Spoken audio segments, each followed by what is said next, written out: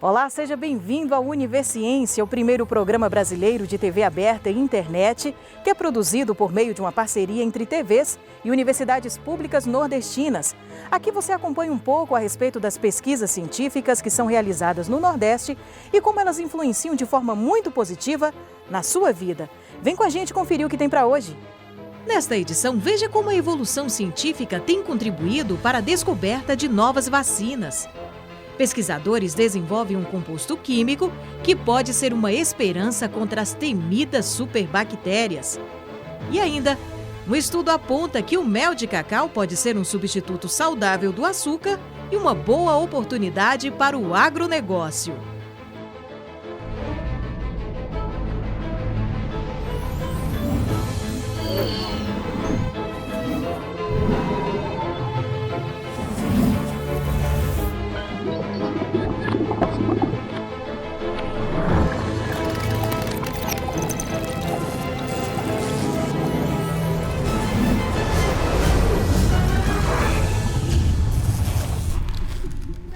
A história da vacina se confunde com a própria evolução científica. Graças a ela, doenças que no passado assolavam a humanidade puderam ser controladas e outras nem existem mais. E pesquisadores da Universidade Federal do Rio Grande do Norte contam essa história pra gente.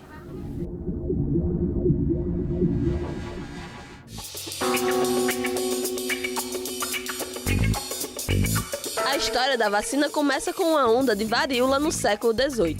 Com isso, os pesquisadores se sentiram motivados a descobrir uma forma de prevenção à doença. Como é que eles descobriram a vacina? Através da observação de que ordenhadeiras, na época, que trabalhavam ordenhando as vacas para atividade pecuária, elas adoeciam de uma variante da varíola, que era a varíola bovina. Essa doença normalmente não matava, não levava o paciente ao óbito, ao contrário da varíola humana. No entanto, quem adoecia da varíola bovina estava protegido num futuro contato com a varíola humana.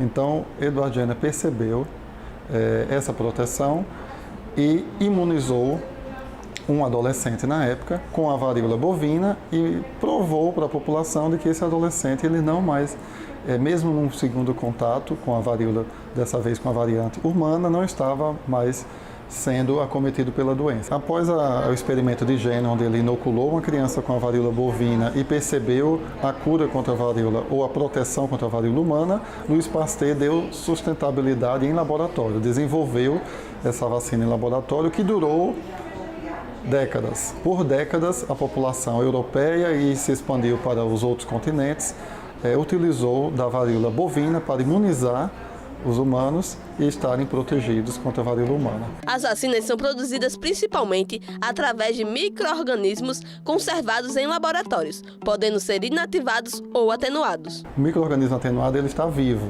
porém ele não apresenta o que a gente chama de virulência. Então ele está vivo, porém no estágio como se fosse latente. Então, como ela está latente, ele não é capaz de desenvolver a doença no paciente, mas ele é capaz de ser reconhecido pelo sistema imunológico e o que se espera é uma resposta imunológica do tipo humoral, ou seja, é capaz de produzir anticorpos. Quando o micro-organismo ele é inativado, ele está morto. Então, o que acontece? O repertório de antígenos, que são as moléculas para as quais o nosso organismo promove a reação imunológica, esse repertório ele é menor, de proteínas, de enzimas, devido ao micro-organismo não apresentar metabolismo. A criação de novas vacinas está relacionada à biotecnologia. A gente tem algumas tendências em vacinas. Eu diria que as duas principais são a tecnologia do DNA recombinante. A gente tem hoje duas vacinas que estão no mercado através da engenharia genética ou tecnologia do DNA recombinante, que é a vacina contra a hepatite B e a vacina contra o HPV. E uma segunda tendência, além das próximas vacinas terem a tendência de virem atreladas a procedimentos, a técnicas de engenharia genética, a gente tem os sistemas de liberação, como, por exemplo, lipossomas, nanopartículas, micropartículas, que vêm auxiliar no processo de imunização, tanto na questão da biocompatibilidade, como na liberação prolongada e no controle da inflamação desse imunógeno para que o paciente apresente a melhor resposta imunológica possível no menor prazo e com doses em menor número.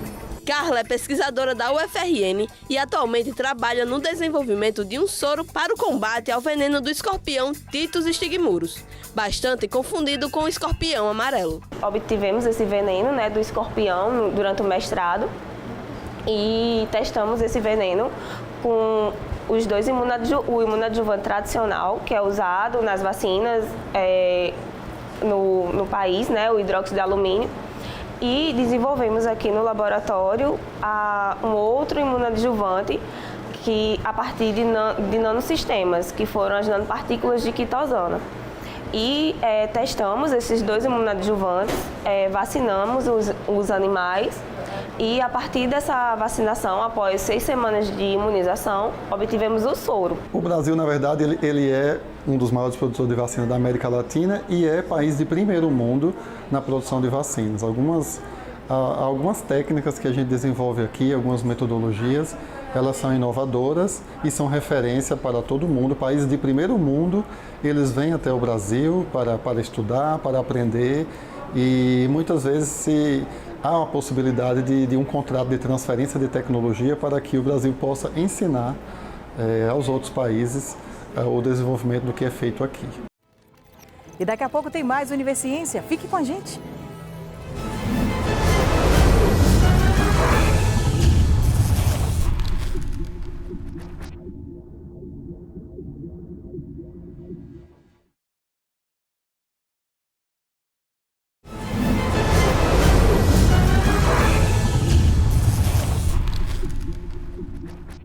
Um grupo de bactérias resistente a diversos tipos de tratamentos é conhecido como superbactérias.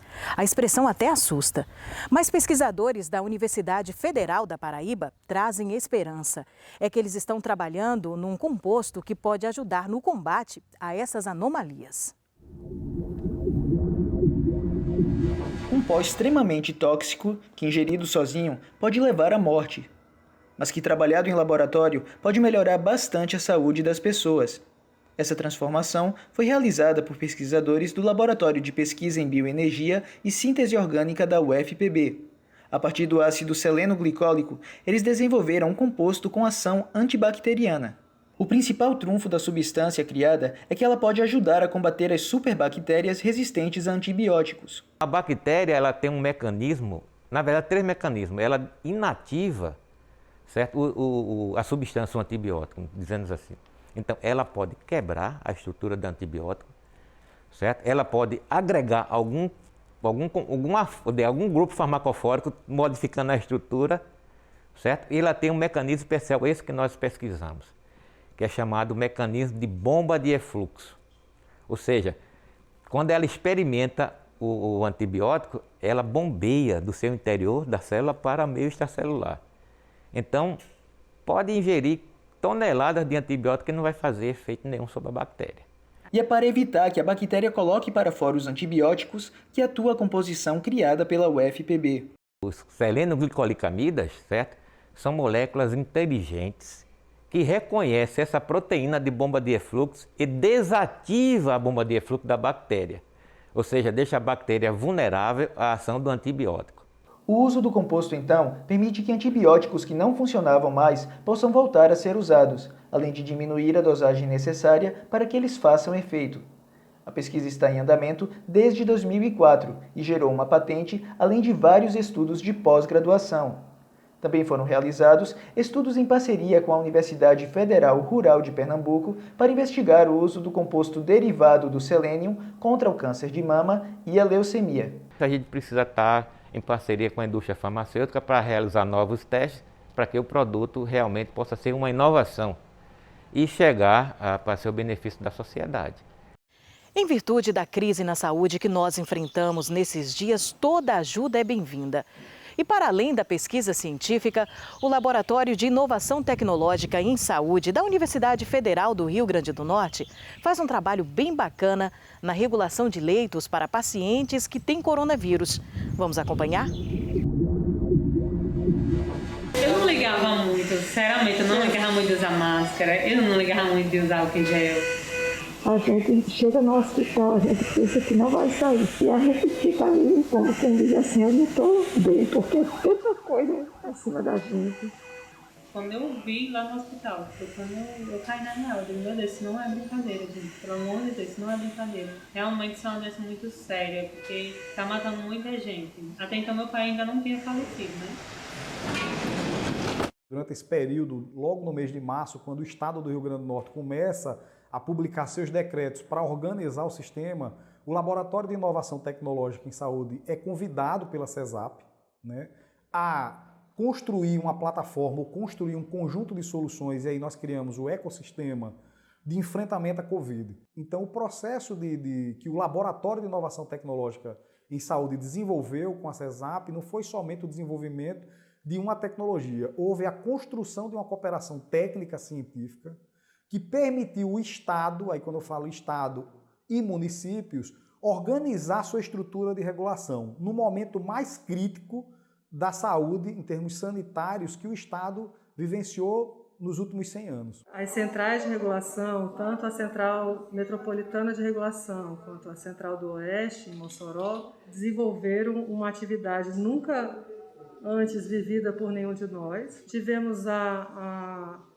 satisfação de poder contar com o apoio do LAIS, né, em desenvolver o sistema de regulação com a nossa cara, né, customizado com as nossas necessidades, a realidade do Estado do Rio Grande do Norte, para que a gente pudesse, de alguma forma, enxergar a necessidade de leitos COVID no território e, com maior agilidade e celeridade, poder encaminhar os pacientes, respeitando a regionalização, a equidade, a universalidade, para um leito mais próximo de uma assistência mais adequada. Porque até então nós não dispunhamos de um sistema de regulação, nós usávamos planilhas eletrônicas, e isso fez com que todo o processo regulatório fosse visto por todos os entes, né, do processo, trazendo um tensionamento no uso da ferramenta, né, porque muitas unidades não dispunham, às vezes, nem de um computador, nem de internet, então fez com que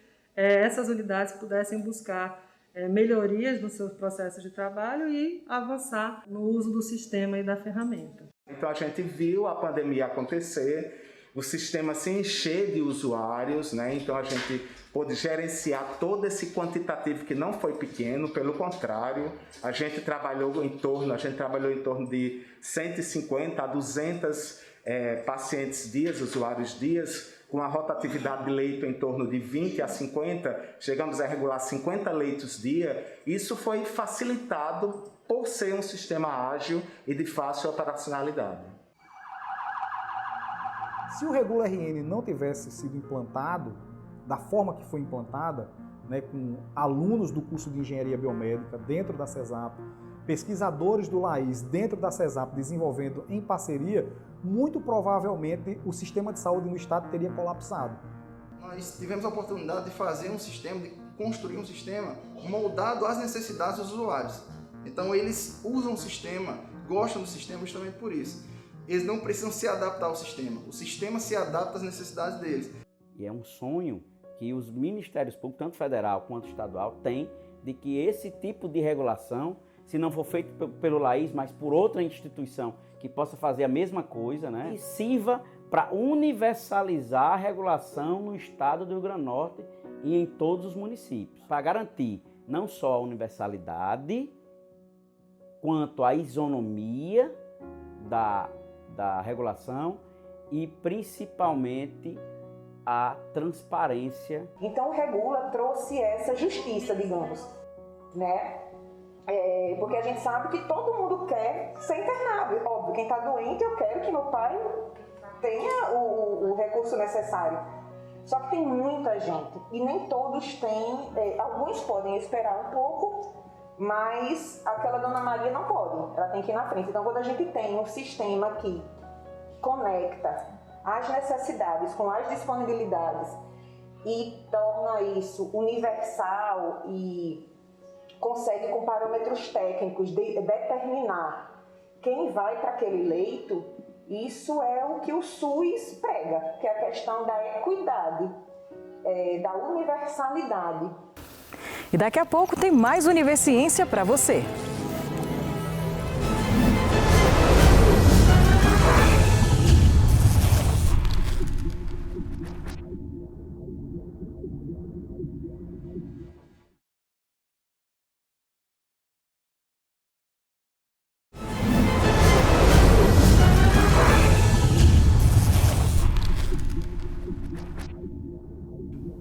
Distanciamento social, lockdown, crises econômicas, incertezas sobre o futuro, o acesso à vacina. Tudo isso é tão familiar para a gente nos últimos tempos, não é mesmo? E cientistas da Universidade Estadual de Santa Cruz, no sul da Bahia, fazem uma análise do quanto esse turbilhão de coisas na cabeça pode afetar a nossa saúde como um todo. Nós entendemos que a pandemia ela mudou de forma drástica a nossa rotina, cerceou nossa liberdade, limitou nosso projeto, nossos movimentos, alterou a forma de nós nos relacionarmos com as pessoas, a forma de trabalhar, trouxe com ela uma série de ameaças, né? Ameaça de perda da saúde, ameaça de ser atingido, ameaça de morte, ameaça de desemprego, ameaça de separação, ameaça de solidão, ameaça de agravamento já de doenças, de transtornos, transtornos mentais que já se faziam presentes. O projeto Emoções à Flor da Pele, aprendendo a lidar com elas, está ligado ao nosso grupo de trabalho, Hemofoco, Emoção e Informação, e foi implantado no auge da pandemia, né, em junho, e foi motivado pelos relatos dos funcionários, dos professores, dos alunos que estavam sem saber lidar, né, estavam com suas emoções à flor da pele, e sem saber lidar, né, com essas emoções. Daí o nome do projeto. O projeto é Terapias, como ele trabalha justamente da forma online, às vezes isso se torna um facilitador para quem está em casa, né, que não está com receio de sair, é uma forma de estar buscando ajuda, entendeu, nesses espaços. O projeto até então desenvolveu algumas terapias na área de apoio ao sono, de eneagrama, que possibilitou o autoconhecimento, apoio a pessoas em situações que foram afetadas diretamente pela Covid-19, ou pessoas que vivenciaram, né, situações de luto. Eu também ofereceu alguns grupos, né, de apoio a trabalhadores da saúde que estavam na linha de frente da Covid-19 na atenção primária à saúde, e também da assistência social, como também algumas outras modalidades, como bate-papo literário.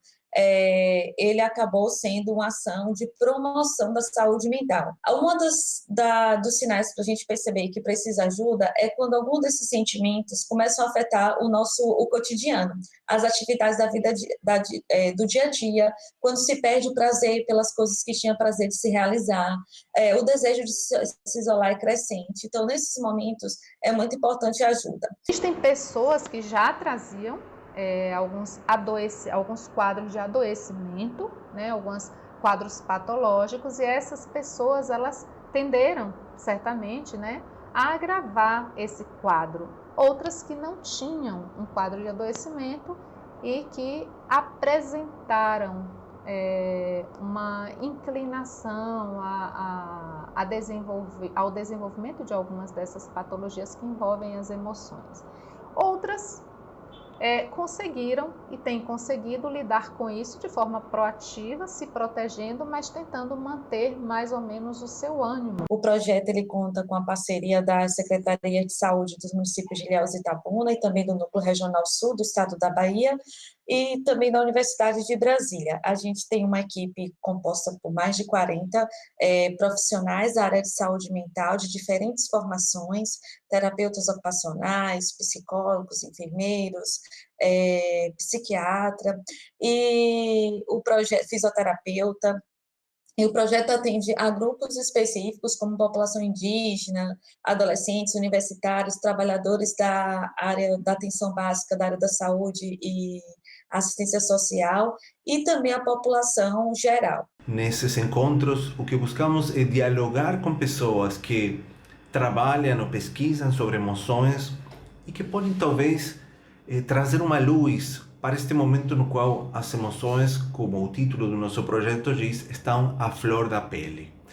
Temos convidado psicólogos, alguns professores de línguas e filosofia, também psicoanalistas, nutricionistas,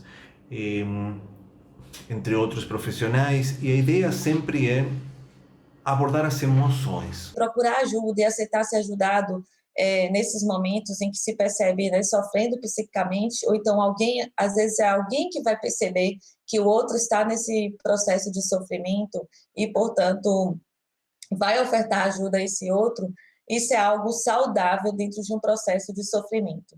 Então, assim, se pudermos ajudar, né, nos procure. Para quem tiver interesse, pode nos procurar através do site da UESC, através do site do próprio projeto E-Terapias, né, que é www.eterapias.uesc.br, e também do Instagram E-Terapias UESC. Nós estamos à disposição para ajudar, quer seja, né, com o apoio que a gente tem para ofertar, ou quer seja como apoio também coadjuvante com aquelas pessoas que já estão fazendo ou irão iniciar um tratamento psiquiátrico. Agora imagine uma composição alimentícia capaz de ser um substituto saudável do açúcar. O produto deu à Universidade Estadual do Sudoeste da Bahia mais uma patente. O cacau desponta como um produto que não só fortalece a economia da região sul da Bahia, mas integra e faz ser reconhecida a identidade cultural desse lugar. Na cadeia produtiva, o fruto, que possui cores variadas, formato alongado e suco em sua composição, pode dar origem a manteiga, vinagre, cosméticos, geleias e muitos outros produtos.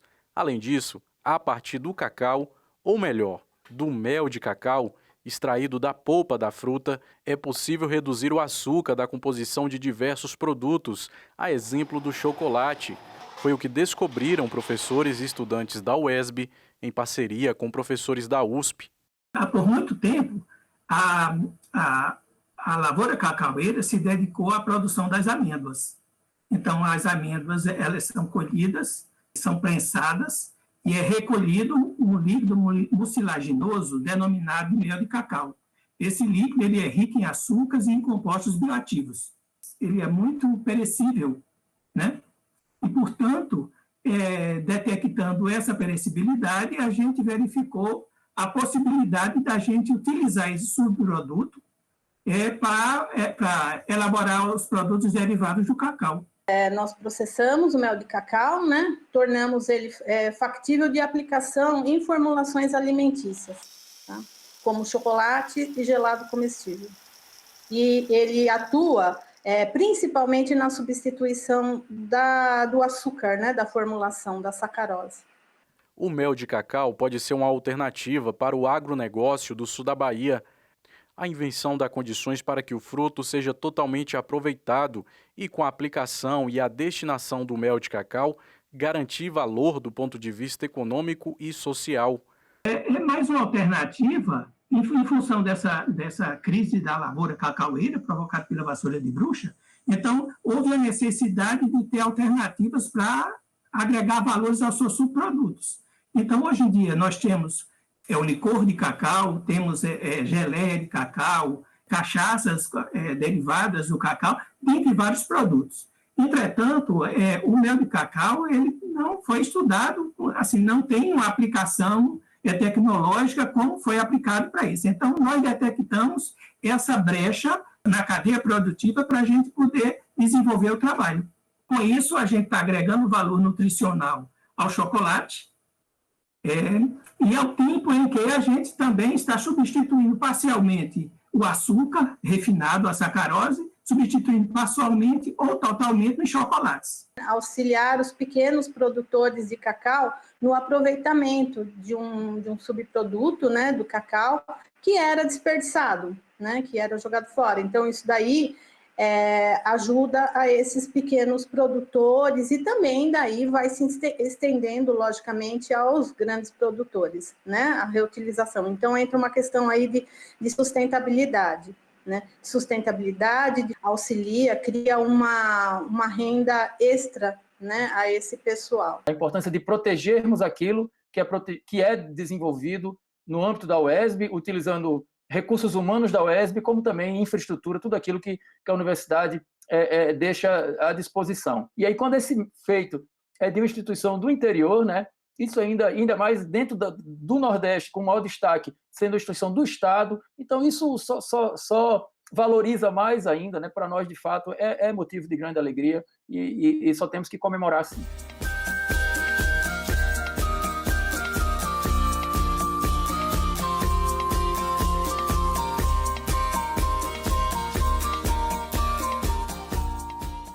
O Univerciência de hoje fica por aqui. Muito obrigada por sua companhia. A gente se encontra na próxima edição. Até lá!